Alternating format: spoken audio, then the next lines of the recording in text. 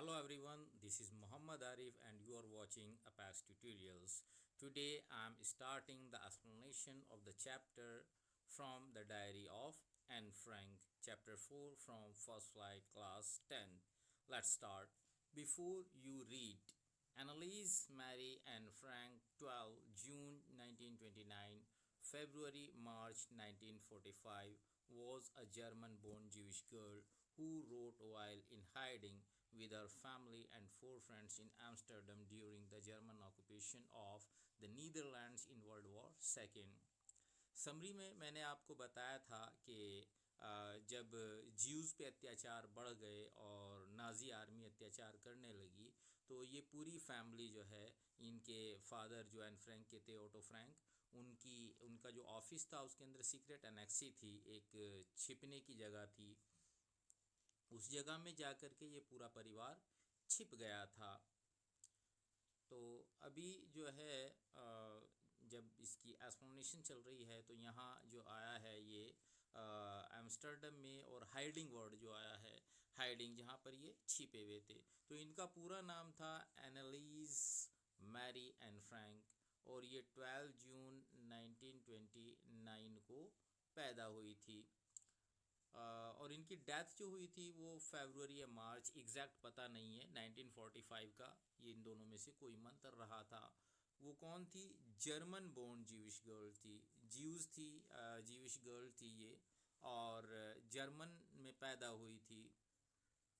Who wrote while in hiding with her family. Hiding वही है secret annexe, इसके father के ऑफिस के अंदर। तो वहाँ ये अपनी फैमिली के साथ थी और वहाँ इन्होंने एक डायरी लिखी। And four friends in Amsterdam during the German occupation of the Netherlands in world war. तो केवल इन्हीं की फैमिली नहीं थी, बल्कि वहाँ पर एक और फैमिली थी, वैंडान फैमिली थी, और एक डॉक्टर डसल उसके अंदर रहते थे। तो चार लोग और अलग इनके परिवार से अलग थे। तो with our family and four friends in Amsterdam, Amsterdam के अंदर। तो कहाँ? German occupation of the Netherlands. Netherland में जब वर्ल्ड वॉर सेकेंड के दौरान जर्मनी की नाजी आर्मी यानी हिटलर का राज चल रहा था, तो उस टाइम पे ये उस हाइडिंग में छिपे हुए थे। हर family had moved to Amsterdam after the Nazis gained power in Germany but were trapped when the Nazi occupation extended into the Netherlands. उनका परिवार कहाँ चला गया? एम्स्टर्डम में चला गया। जब नाजी जो आर्मी थी हिटलर की, उसने जर्मनी के अंदर पावर ले लिया था, यानी उसका शासन शुरू हो गया था। तो लेकिन ये लोग वहाँ एम्स्टर्डम में पकड़े गए जब नाजी ऑक्यूपेशन, यानी जब नाजी लोगों का जो है शासन जो है वहाँ तक पहुँच गया, और इन्होंने नीदरलैंड को भी अपने कब्ज़े में ले लिया नाजी आर्मी ने। तो ये लोग पकड़े गए।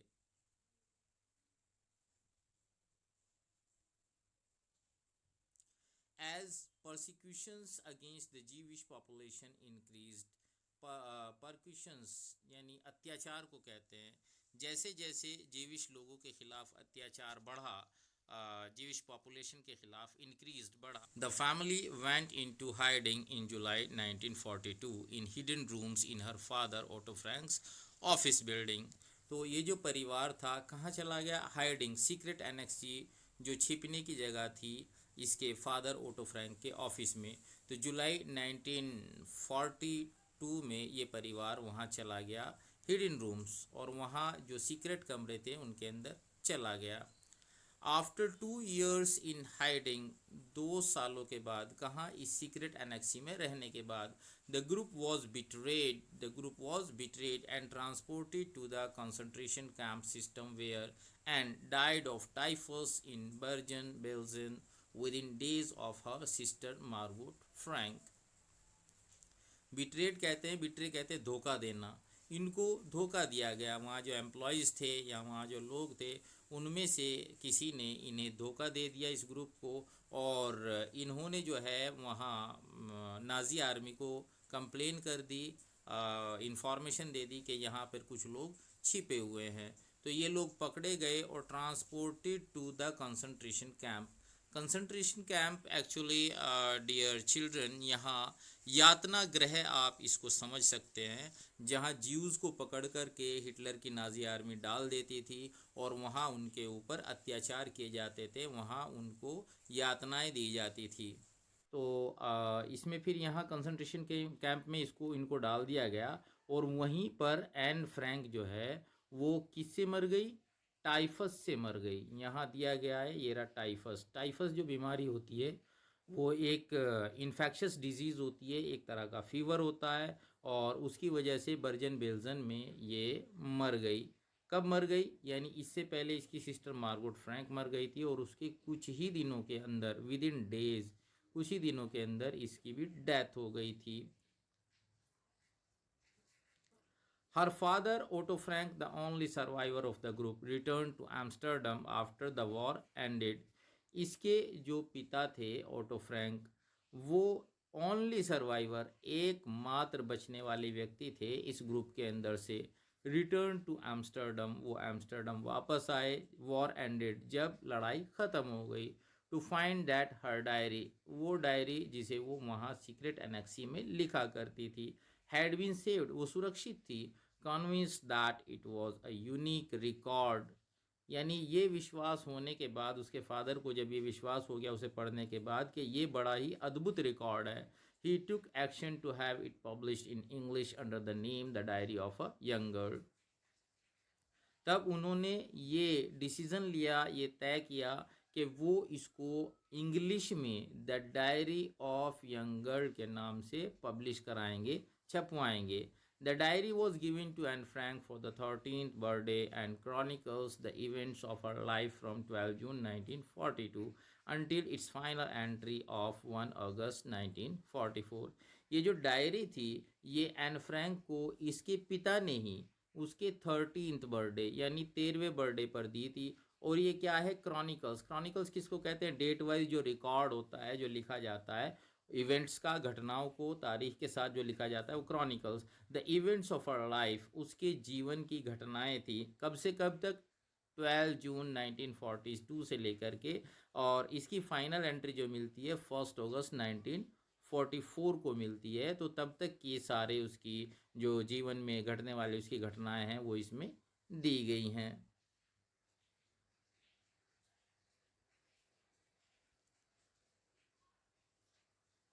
It was eventually translated from its original Dutch into many languages and became one of the world's most widely read books.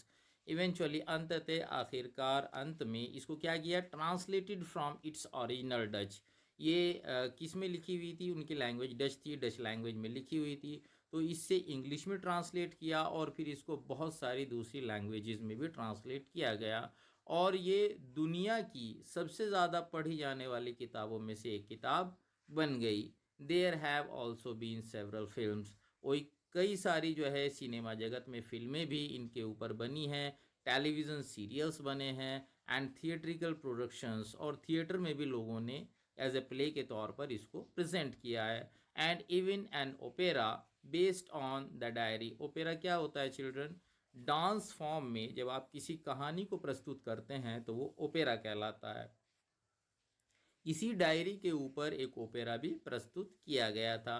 Described as the work of a mature and insightful mind, यानी इसके अंदर जो भी हमें material मिलता है, जो कुछ एन फ्रैंक ने लिखा, वो क्या था, वो एक परिपक्व माइंड, यानी मैच्योर, जो अनुभवी होता है दिमाग, जिसे सब कुछ पता होता है, वो लिखता है। एंड इनसाइटफुल यानी प्रैक्टिकल, व्यवहारिक, और एक परिपक्व दिमाग, ऐसा लगता है कि बहुत ही मैच्योर आदमी, एक एडल्ट आदमी, और जिसे जीवन का बहुत अधिक अनुभव होता है, उसका ये डिस्क्रिप्शन है, उतने उसने ये डायरीज लिखी हैं।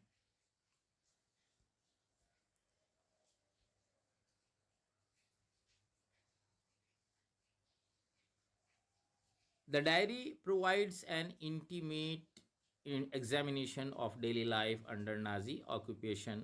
तो ये जो डायरी है, जब नाजी का अधिकार था वहाँ पर, नाजी लोगों का शासन था, उन्होंने अपने कब्जे में वो सारा इलाका ले लिया था। तो ये डायरी क्या करती है, प्रोवाइड कराती है, हमें उपलब्ध कराती है इंटीमेट एग्जामिनेशन, एक अंदरूनी परीक्षण किस चीज़ का, ऑफ डेली लाइफ, दैनिक जिंदगी का, जो दिन भर की रोज़मर्रा की ज़िंदगी होती है। कहाँ, अंडर नाजी ऑक्यूपेशन, यानी नाजी आर्मी का जब वहाँ पर अधिकार था तो उनके अधिकार में आम लोगों की और ज्यूज़ की रोज़मर्रा की ज़िंदगी के जो अंदरूनी हालात थे उसको ये डायरी प्रस्तुत करती है। Anne Frank has become one of the most renowned and discussed of the Holocaust victims. Anne Frank जो है सबसे अधिक मशहूर हो गई और उसकी चर्चा कैसे की जाने लगी, of the holocaust victims. Dear children, holocaust क्या होता है? हॉलोकॉस्ट जो है एक्चुअली ज्यूज़ के यहाँ भी बलि देने की परंपरा होती है। तो अल्टार यानी बलि वेदी के ऊपर ये लोग क्या करते हैं, जिसकी बलि देनी होती है उसको जला दिया जाता है पूरी तरह से। तो ऐसा कहा गया है कि ये ज्यूज़ होने की वजह से होलोकॉस्ट का शिकार हो गई, यानी इसकी बलि चढ़ गई। So dear children, this was before you read, यानी जो चैप्टर आपकी बुक में दिया गया है उससे पहले जो जानकारी ज़रूरी थी वो हम लोग पढ़ चुके हैं। अब हम चैप्टर का एक्सप्लेनेशन नेक्स्ट वीडियो से शुरू करेंगे। Thank you, bye bye, keep watching अपास ट्यूटोरियल्स।